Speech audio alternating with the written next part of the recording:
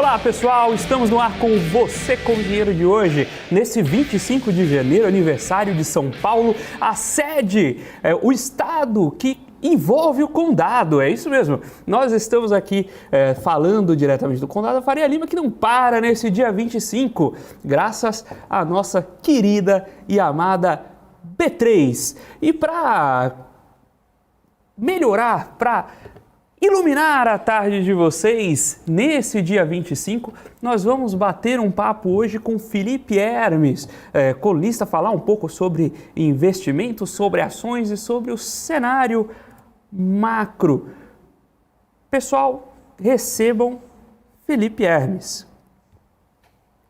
Felipe, muito obrigado por aceitar nosso convite. Eu que agradeço o convite, muito bacana estar aqui com vocês, acho que tem muito assunto para a gente falar hoje, especialmente nesse começo de ano agitado para o mercado, né? A gente teve esse ano começando não só agitado do ponto de vista político, como todo ano que começa mandato, né? Mas nós começamos agitados também no mercado de capitais. Nós tivemos ali, só do começo do ano para cá, Guararapes fechando fábrica, tivemos Americanas fazendo algo que a gente não sabe o que é ainda, né? Nós tivemos ali um começo do ano para quem cria conteúdo, né? Para quem está transmitindo conteúdo para vocês, isso é ótimo, né? Porque a gente tem assunto, né? E o que a gente queria começar aqui, abrindo esse bate-papo, com o Felipe, né? A gente tem aqui essa abertura macro também. Eu queria começar batendo esse papo com o Felipe com uma provocação. Dá para se tornar um país desenvolvido sem investimento de Estado? Eu não estou falando manter o desenvolvimento. Eu estou falando desenvolver um país, desenvolver uma economia sem investimento estatal. Felipe, quero ouvir a sua opinião. Eu acho que a resposta mais curta é não. Não, porque na medida em que você tem Estado, você vai ter incentivos para que esse Estado intervenha. Mas uma resposta mais completa deve ser talvez. Né? Talvez, ou depende, porque depende do que você considera a intervenção, se você está falando de investimento direto, se você está falando de o Estado criar condições, de o Estado criar segurança jurídica, instrumentos que vão incentivar o desenvolvimento, sim. Agora, se você está falando de o Estado investir diretamente na economia como uma condição fundamental para o desenvolvimento, a resposta é não. A gente não tem um exemplo bem sucedido de país que tenha dependido de investimento direto do Estado na economia. Algumas pessoas vão poder falar, mas a China isso, a China aquilo. A China, que é o exemplo mais bem sucedido, continua sendo um país de renda muito baixa, né, de 6 a 8 mil dólares per capita. Então, ainda assim, está bem longe daquilo que a gente considera um país desenvolvido. No caso brasileiro, no caso da América do Sul, essa intervenção e essa ideia de que o Estado ele pode fomentar investimento, ela é muito mais atuante do que em outros países, e por aqui o que a gente tem de exemplo é que não funcionou. Né? Então, o Estado investir diretamente não é uma condição necessária para um país se desenvolver. Agora, uma presença do Estado garantindo segurança jurídica ou garantindo uma organização melhor da sociedade, garantindo segurança, garantindo contratos, isso é uma condição importante, né? E eu costumo dizer que, da minha visão, eu me considero um institucionalista. Eu acredito que o papel de um liberal institucionalista é defender o desenvolvimento de boas instituições para que a sociedade possa criar riqueza e bem-estar. E dentro disso, eu acho que a gente tem comumente dois exemplos clássicos, né, das instituições que são inclusivas, são aquelas que permitem o desenvolvimento da sociedade, que garantem paz, justiça, segurança, garantem um conforto para que as pessoas possam empreender. E a gente tem as instituições extrativistas, que é o caso brasileiro, é o caso da América Latina. Essas instituições, extrativistas, elas fazem parte de um modelo onde a elite se junta para extrair renda da população em geral, que é o que acontece no Brasil. Então, no Brasil, boa parte das nossas instituições elas se formam de maneira que um pequeno grupo, seja ele de industriais, do setor financeiro, ou, enfim, agrícola, outros setores, tenha benefícios que a maior parte da população não possa ter.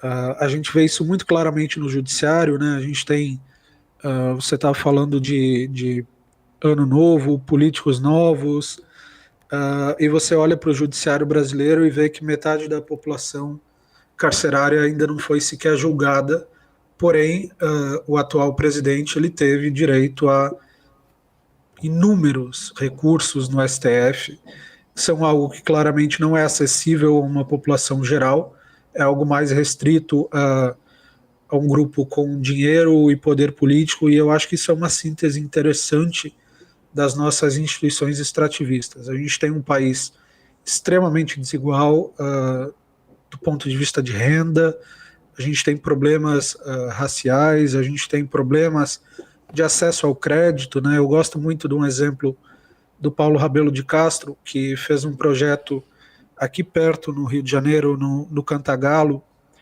em que ele passou a dar títulos de propriedade ou ajudar famílias a terem títulos de propriedade, o que é um baita problema no Brasil, já que 15 milhões de casas não possuem títulos de propriedade. E se você olha um relatório, por exemplo, como o do Credit Suisse, sobre riqueza global, ele vai medir riqueza em terras, imóveis e ações. E no Brasil a gente tem essas 15 milhões de famílias que são proibidas de ter por conta de divergências da lei, ou porque não segue o padrão da prefeitura, ou porque o ralo tem tantos centímetros, deveria ter mais. Isso gera uma exclusão social muito grande, proíbe acesso ao crédito. Então, eu diria que mais importante do que o Estado vai investir ou não é a forma como o Estado se organiza para garantir que famílias e empresas possam empreender em paz, né? Então esse é um papel que a gente deveria cobrar mais do Estado, não um papel de precisa fazer obra, precisa fazer rodovia ou inaugurar rodovia, que não é assim que a gente vai se desenvolver. Eu acho que um marco regulatório bem feito é muito melhor do que uma obra de rodovia, por mais importante que ela seja. E nessa linha de olhar as instituições, o problema que a gente tem visto, especialmente desde a pandemia, mas não só, né? Esse problema tem fundamentos que são anteriores. A gente tem visto uma inflação muito forte globalmente, né? E aí vem o questionamento de como a atuação de bancos centrais no mundo, de governos no mundo tem ajudado ou não, resolvido ou não resolvido, mas pelo menos encaminhado para resolver esse problema. E eu queria trazer esse questionamento também, Felipe. Nesse cenário de inflação alta que a gente tem visto no mundo, as soluções que têm sido lançadas caminham para serem suficientes, ou a gente está vendo um cenário que ainda é muito turvo?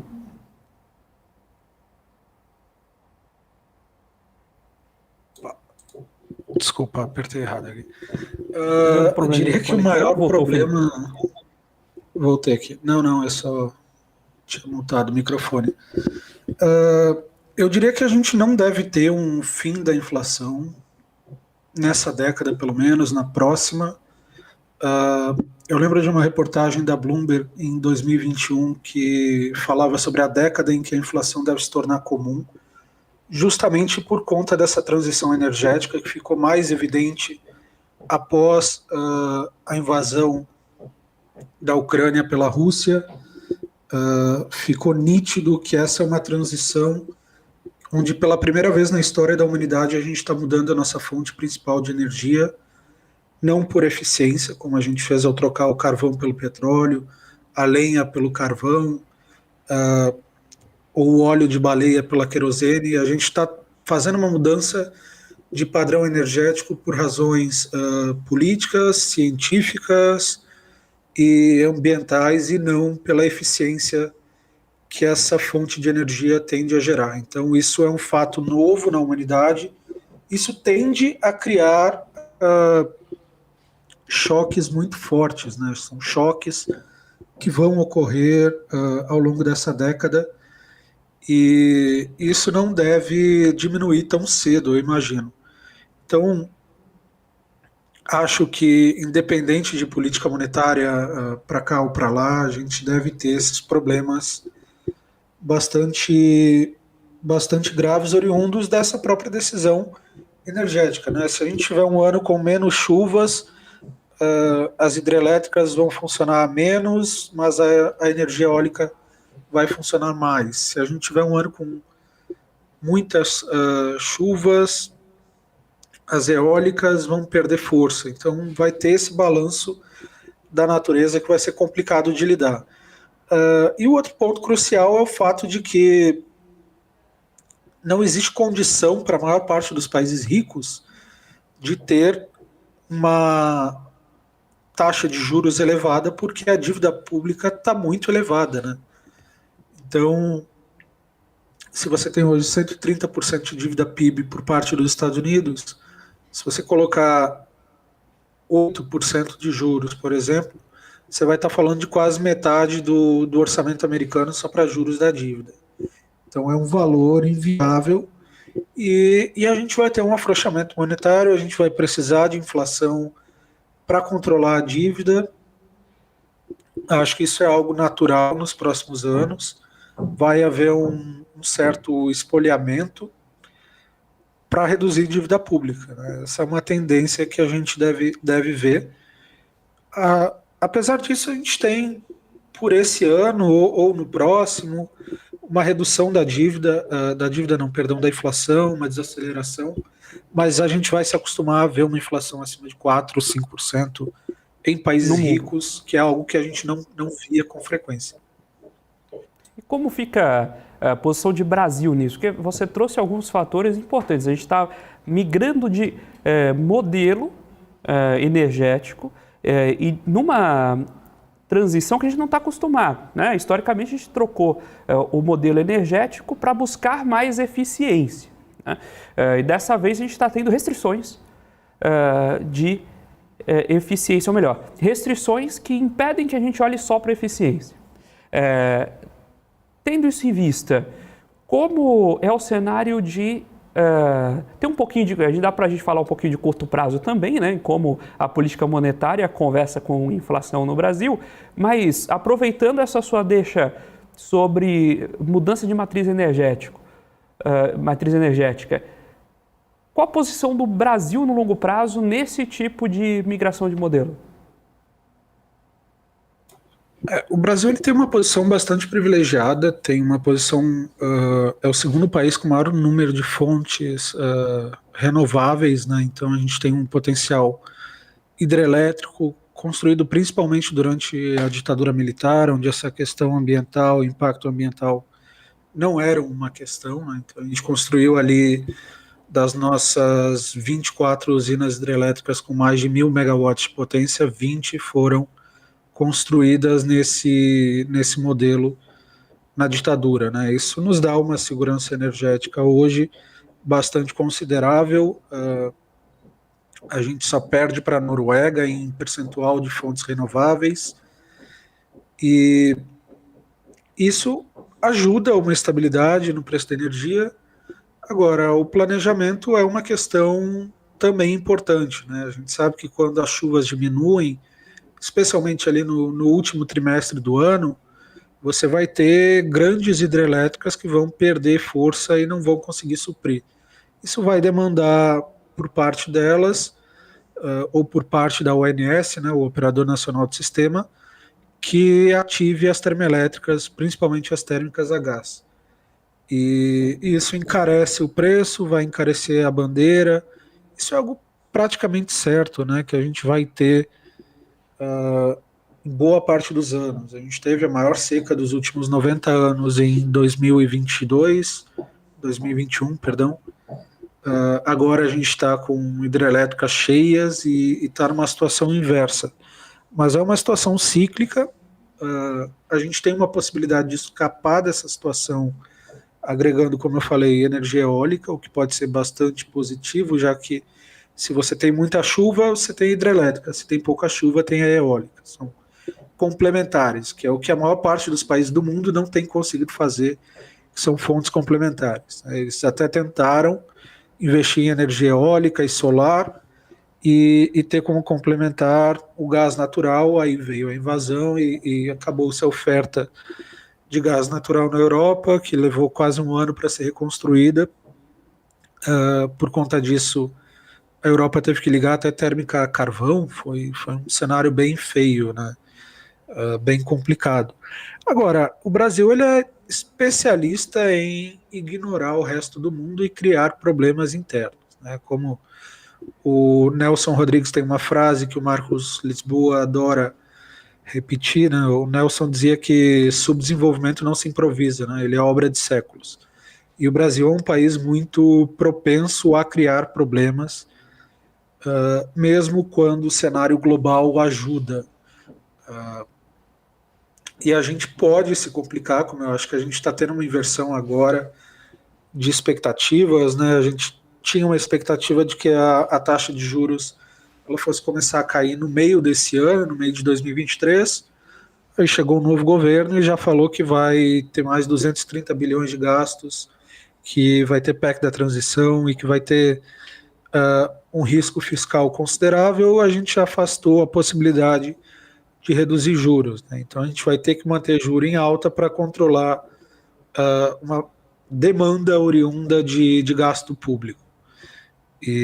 Então, assim, eu diria que a situação global ela é a situação brasileira ela é a global, mais o risco de a gente criar problemas novos que não deveriam ser problemas, né? Então, o Brasil é um país em uma situação, em geral, bastante complicada, porque é um país que se acostumou a crescer nas últimas 4 décadas por causa de aumento populacional.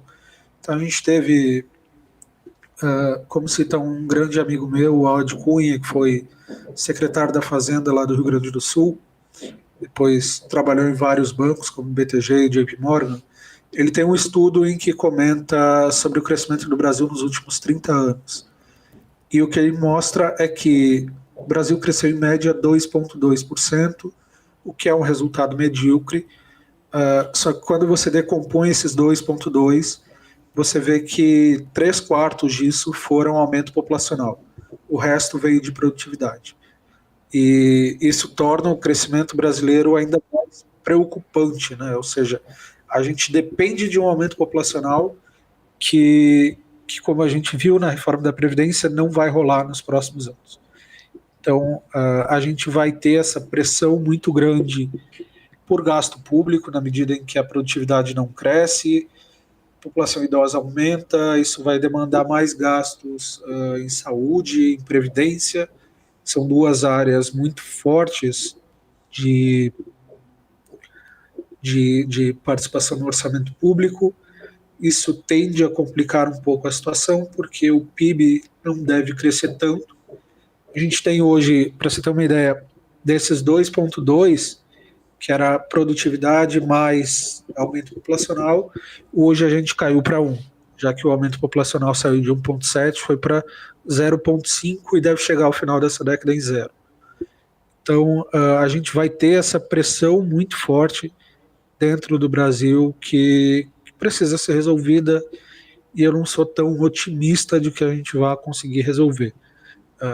Caminho para resolver isso a gente já sabe: é reforma tributária, é controle de gastos, é garantir que as expectativas para daqui a 10 anos sejam não de que o governo vai gastar 1 trilhão a mais do que ele previa, porque a PEC da transição vai ser eterna, mas que a gente vai ter um controle das contas públicas, vai ter incentivo ao mercado de capitais para crescer e gerar investimento e cobrar a produtividade das empresas.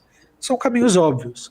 Agora, no meio disso tudo, existe Brasília. E Brasília é um lugar muito incerto.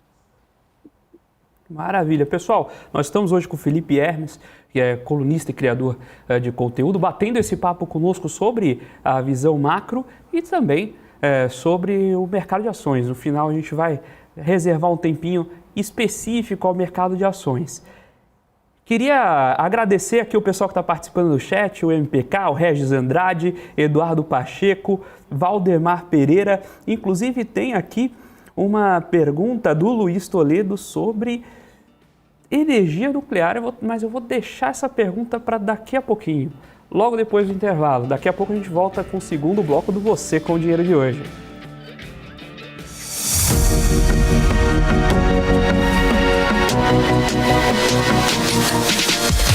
PMC News, informação que gera valor.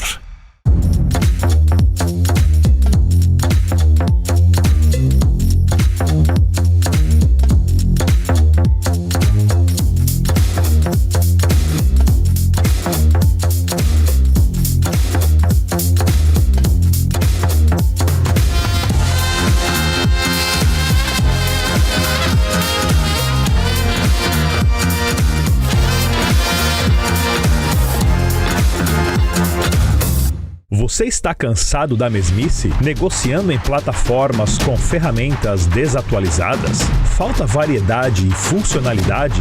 Aproveite nossa grande seleção de ferramentas de trade. Baixas taxas de negociação, suporte em português 24 horas por dia, com mais de 200 criptomoedas disponíveis para trade e a facilidade de depósitos com Pix. Aproveite o futuro agora. Bybit. Abra sua conta hoje mesmo. Bybit.com. Se você quer investir em commodities, mas não sabe como, nós temos um recado.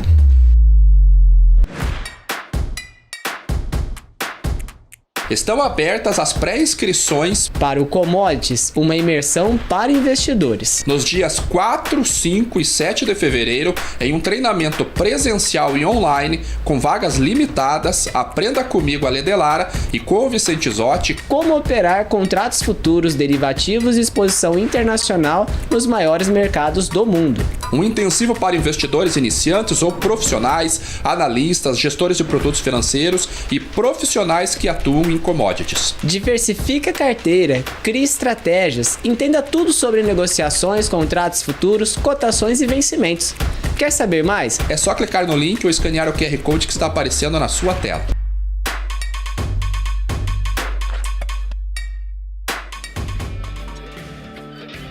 Olá pessoal, estamos de volta com o segundo bloco do Você com o Dinheiro de hoje, batendo um papo com o Felipe Hermes, criador de conteúdo, colunista, tanto sobre o cenário macro como em relação ao mercado de ações. Antes de chamar o convidado, eu queria fazer um apelo, um pedido especial para vocês.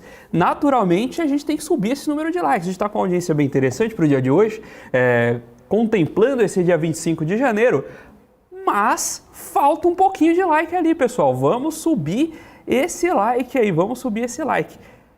E vamos também fazer inscrições no canal da BMC. A gente precisa aí de 40 novos inscritos até o fim do programa, então já falei com a Débora Oliveira. Não tem Top News hoje enquanto a gente não bater os 463 mil inscritos. Então, se vocês quiserem liberar a programação da BMC, vocês precisam arrumar essas inscrições para a gente, pessoal. Não deixem, você que está chegando agora, você que ainda não conhecia o programa Você com Dinheiro, faça sua inscrição para não perder mais nenhum Você com Dinheiro, sempre trazendo as principais cabeças do mercado, gestores, executivos das grandes empresas listadas, para bater esse papo com vocês. O Regis falou aqui que já tinha deixado o like, então ele não consegue deixar outro, mas você pode incentivar a turma a deixar o like deles também. Luiz Antônio trazendo os comentários sobre energia, a gente já vai voltar com o Felipe para bater esse papo sobre fontes alternativas de energia. E o MPK está confuso com os nomes Felipes e Filipes. Muito bem, daqui a pouquinho você se acostuma, mas Felipe é o meu nome. Vamos lá. Esse tipo, o carvão dos europeus em relação a ESG, exatamente, às vezes situações urgentes desequilibram, né, o que era planejado, né? Isso não quer dizer que a gente não tem que planejar, mas às vezes é difícil seguir o planejamento. Então, o pessoal pedindo para subir os likes, e tem ali também os comentários BNDES, também vou levar pro Felipe. Muito bem.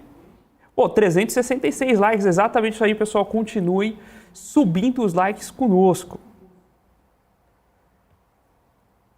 Like no débito. Regis, o pessoal, o MPK estava certo, meu nome é Felipe, F-I-L-I-P-E. Calote da Argentina, bom ponto, o Hermes vai comentar aí com a gente.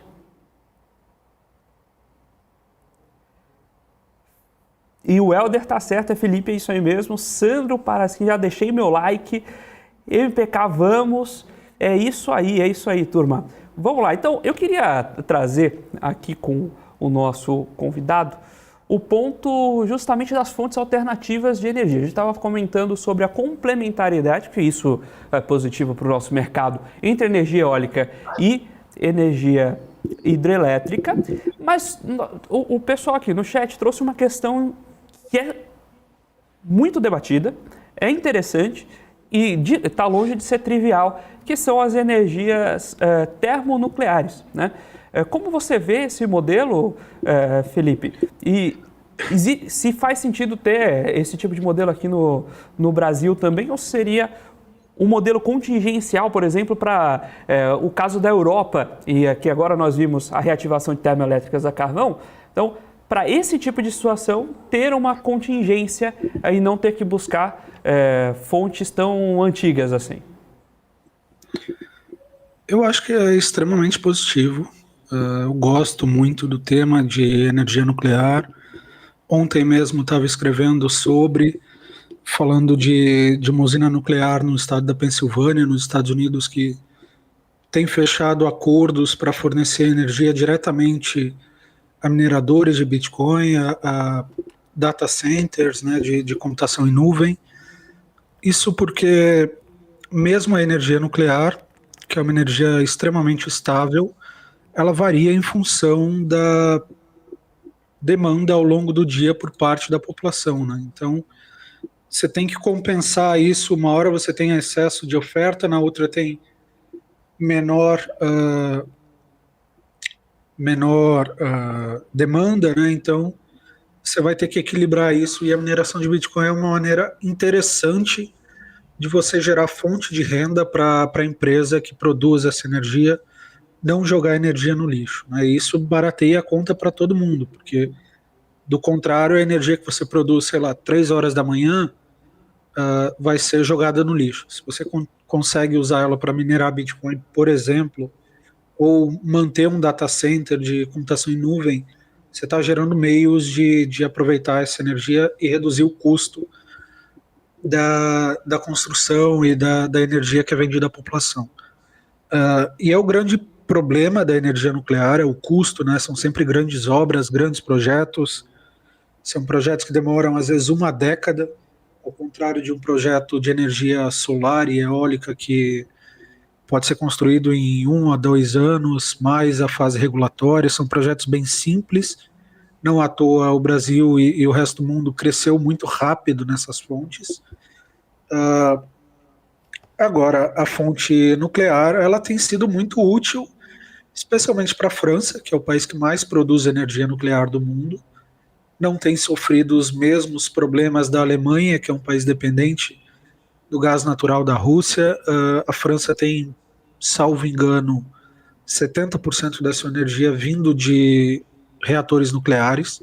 Isso é bastante interessante de você comparar os problemas que a Alemanha, que é um país dependente de importação de gás russo, e a França estão passando, são problemas diferentes. A França tem uma estabilidade, né? A ironia da coisa é a estabilidade e França estarem na mesma frase, mas a França tem... E a estabilidade está do lado da Alemanha, né? Essa é a ironia do caso, né? Mas é o que tem rolado na Europa. Tem sido interessante acompanhar. A China é um país que está demandando muito construção de novos reatores. salvo engano, eu posso errar por 1 ou 2 dias aqui, mas a previsão da China é nos próximos 15 anos entregar um reator nuclear a cada 36 dias. Então, salvo engano, 150 reatores ou 200 reatores nucleares em 15 anos.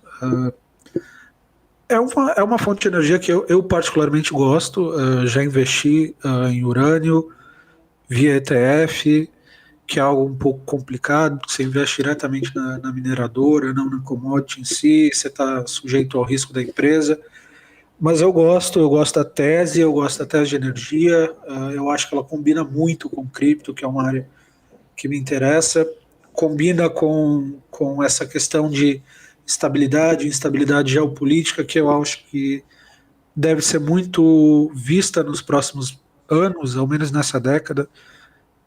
Então é algo que vale a pena. E acho que para o Brasil seria interessante, sim, reativar projetos de energia nuclear. Eu só não sei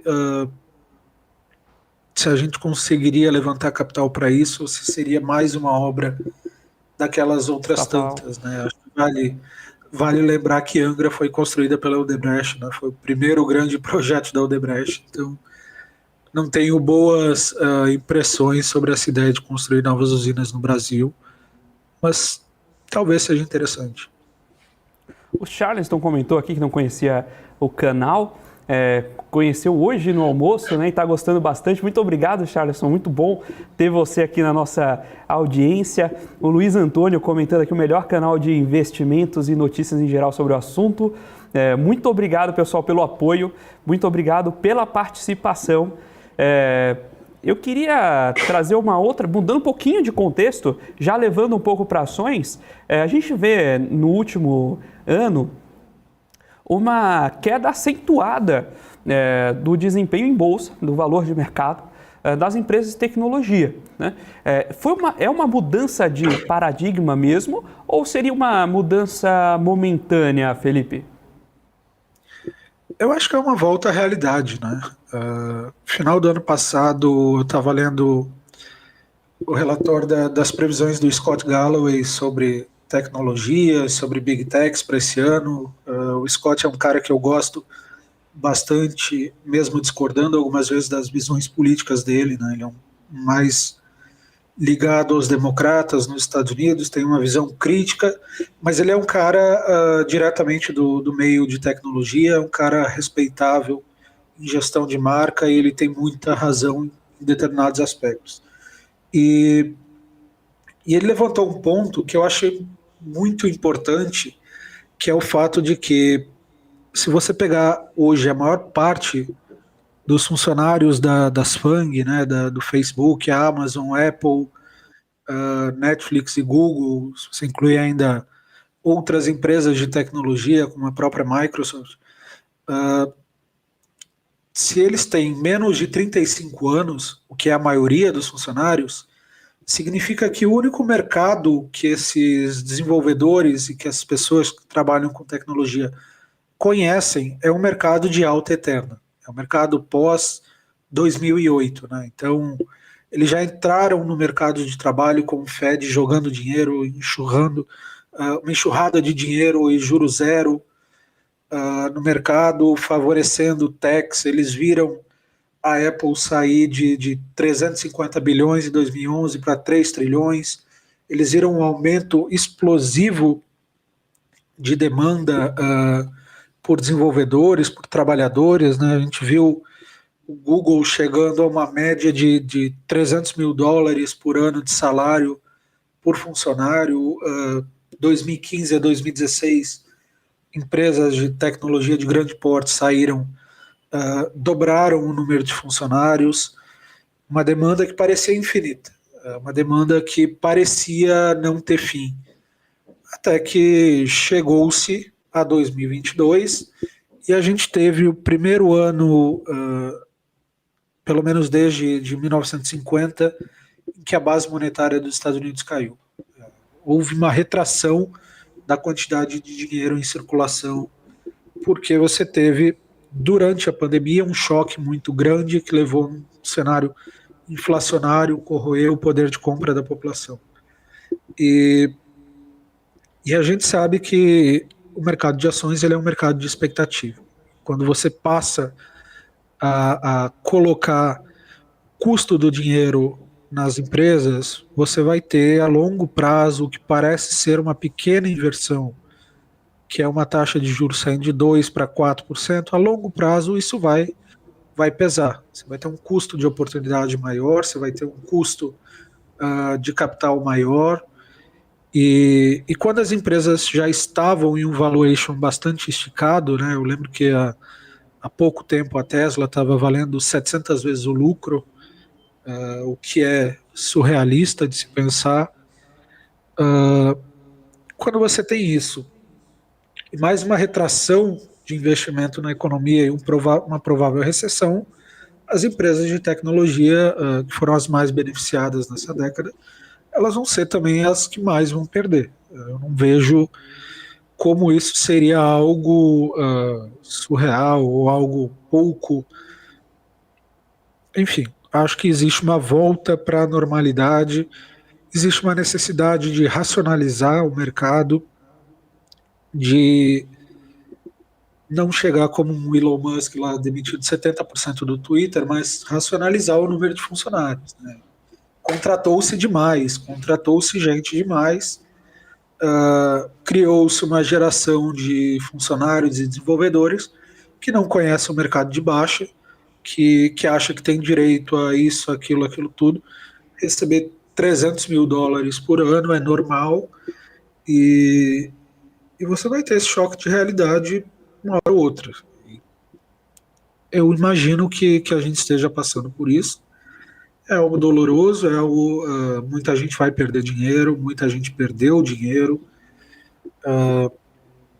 Facebook, por exemplo, saiu de 1 trilhão para 240 bilhões, a Apple saiu de 3 para 2,3, a Microsoft de 3 para 1,8, a Amazon perdeu $1 trilhão em valor de mercado, né? Então, curioso como em 2018 a Apple se tornou a primeira empresa do mundo a valer $1 trilhão. 4 anos depois a Amazon se tornou a primeira a perder $1 trilhão em valor de mercado. Acho que foi rápido e talvez seja até melhor que seja rápido desse jeito, assim. Porque se a gente tivesse que passar por desinflar a bolha ao longo de 5 ou 10 anos, seria um cenário muito pior. Felipe, a gente está perto já do final, mas eu queria fazer, em cima desse tema, um pequeno bate-bola, assim, um jogo rápido ali, uma troca de passes em cima de algumas empresas, para que a gente justamente consiga fazer essa troca. Beleza. De cenários em cima de alguns nomes. Aí não precisa, não é, o pessoal da CVM, fique tranquilo, não é recomendação de compra, não é nada disso. O que a gente quer aqui é só aproveitar alguns nomes para ilustrar alguns desses conceitos. Posso começar? Claro, pode ficar à vontade. Vamos lá, então. Aliás, só comentar inicialmente, claro, que eu já gostei que você falou criador de conteúdo, que é um termo muito mais realista, um termo muito mais honesto, que a Ambima define lá como um influenciador, e eu estou aqui para dizer que eu não influencio ninguém. Eu escrevo sobre o que eu gosto de economia, eu gosto de história, eu gosto de mercado e escrevo sobre isso. Não estou aqui para influenciar ninguém a nada. Então, exato, se vocês fizerem besteira, não é culpa minha. Excelente Se ponto. der certo, eu também não quero que me agradeçam, não. Perfeito. Pessoal, então, aproveitando aqui, Marker, falta 12 likes, vamos bater os 400 likes ali. Enquanto isso, vamos para o bate-bola. Então, primeira empresa, Tesla.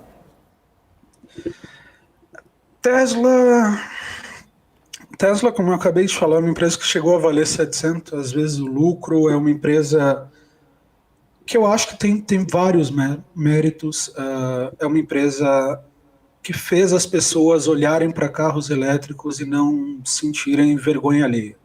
Se você pesquisar carro elétrico, 10 anos, eu lembro de um episódio dos Simpsons zoando carro elétrico, eu lembro daqueles carrinhos que parisiense adora, que francês adora, que são mini carros, né? E, no entanto, a Tesla fez você olhar para aquilo e dizer, eu quero um carro desse. pô, é elétrico, é combustão, não me importa, eu quero esse carro. E eu acho que é uma empresa de energia, que é o setor mais importante das próximas décadas. É uma empresa importante na área de baterias, na área de transporte, que oferece soluções úteis. Agora, existem as promessas e aquilo que é entregue. Do ponto de vista de entrega, a Tesla tem alguns problemas, tem promessas demais, entregas que às vezes são boas, mas diante de tanta promessa você se frustra um pouco, né? Então, prometeu crescer 50%, mas cresceu só 40%. E aí você olha e fala, pô, 40 deveria ser bom, mas a expectativa era tão alta e o valor era tão alto que não vai dar para justificar. Então, está voltando um pouco à realidade, acho que tem um grande valor, vale mais do que qualquer companhia do setor automotivo do mundo, mas não vale mais do que todas elas somadas, como valeu antes. Muito bem. Microsoft. O que tem ali fora do mainstream, fora de Windows? De Bing para lá. Eu adoro a empresa? Microsoft. Adoro a Microsoft. Eu acho que eles são uma empresa muito interessante. Eles têm uma vaca leiteira, que é o Office. Tendo isso, eles foram lá e construíram outra, que é a Azure, que é de computação na nuvem. Mas eles estão entrando, apostando, inovando. Eles têm uma grande divisão de games, que é uma indústria de 200 bilhões de dólares no mundo. Eles têm mesmo o Bing, que é um negócio meio... Quem que usa o Bing como navegador, né? Vocês perguntam, mas isso aí já gera 8 bilhões de dólares de receita para eles. Eles estão entrando forte em propaganda, que é um mercado que até pouco tempo significava Google e Facebook. Eles são donos do LinkedIn, eles têm outros tantos negócios e eles não têm medo de apostar, né? Eu costumo brincar, inclusive, que se você tem um grande problema regulatório nos Estados Unidos e precisa desmembrar uma empresa, não sabe o que fazer, bota para a Microsoft que eles compram qualquer coisa, né? Quando o Trump queria banir o TikTok, ninguém pensou duas vezes antes de dizer, não, a Microsoft compra. Eles têm, salvo engano, 110 bilhões de dólares em caixa, é uma grana considerável, o que permite eles fazer várias aquisições. Acho que eles são, do ponto de vista de inovação e novos setores, eles são uma empresa muito boa, mas são diferentes da Apple em apelo, e talvez o fator único que a Apple tenha conseguido, especialmente com o Tim Cook, que é o fato de 90% das pessoas que compõem os 10% mais ricos do mundo tem um aparelho da Apple no seu bolso. Tem um aparelho em que a Apple pode chegar até essa camada mais rica da população mundial, entregar a eles serviços e fazer eles desejarem produtos e serviços da Apple, e a Microsoft não tem isso. É uma empresa mais pé no chão. Então eu diria que elas são complementares, e o que é uma justificativa para o fato de elas serem as duas maiores do mundo. Microsoft nunca vai ter a margem de lucro da Apple, mas ela é uma empresa muito interessante. Maravilha. Caminhando para o final, vou trazer só mais uma, que enquanto o pessoal não alcança os 400 likes ali, para fechar, e Americanas?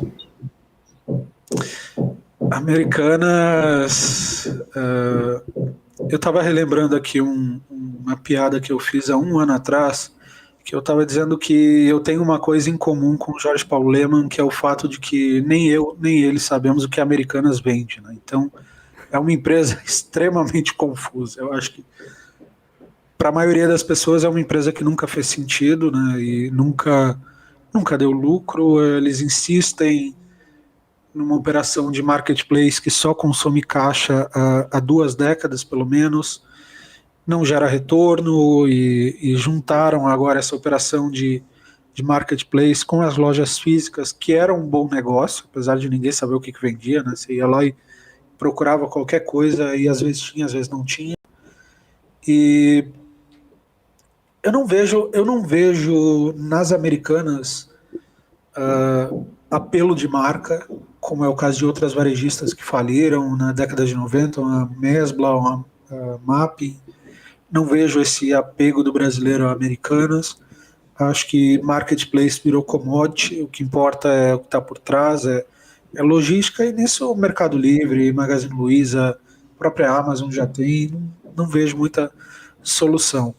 Agora, é um risco de imagem muito grande para 3 dos 4 homens mais ricos do país. Isso é 3 dos 5, né? Se você considerar o Saverin e a família Safra, é um risco muito grande, porque é a terceira vez que eles têm problemas com balanços de empresas. Eles já tiveram com a América Latina Logística, já tiveram com a Kraft Heinz, e agora na empresa que o Beto, até semana passada, até um ano atrás, mandava diretamente, né? O Beto Sucupira mandava diretamente, e está rolando esse problema. Eu acho que isso pesa muito, isso certamente vai complicar quando eles tentarem comprar um novo negócio lá fora, né? Eles acabaram de levantar em dezembro um fundo de 3 bilhões de dólares para provavelmente uma nova aquisição pela 3G, e quando eles chegarem para fazer uma oferta hostil para tentar comprar outra empresa,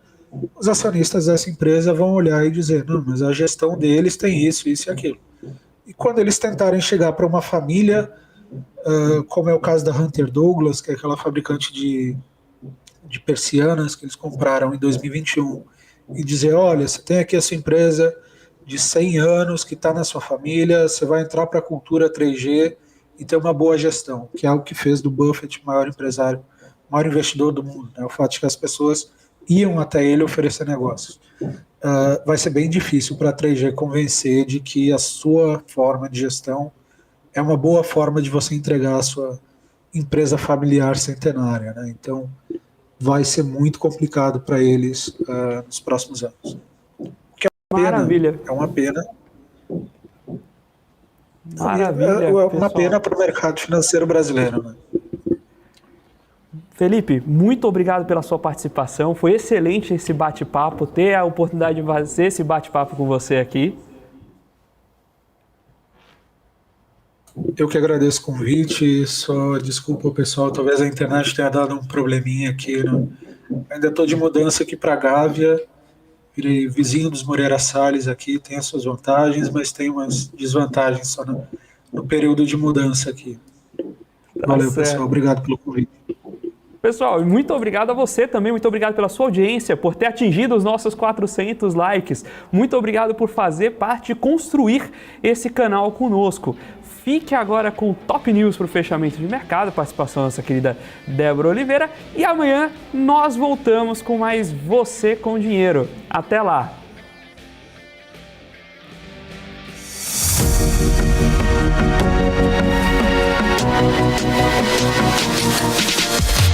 PMC News. Informação que gera valor.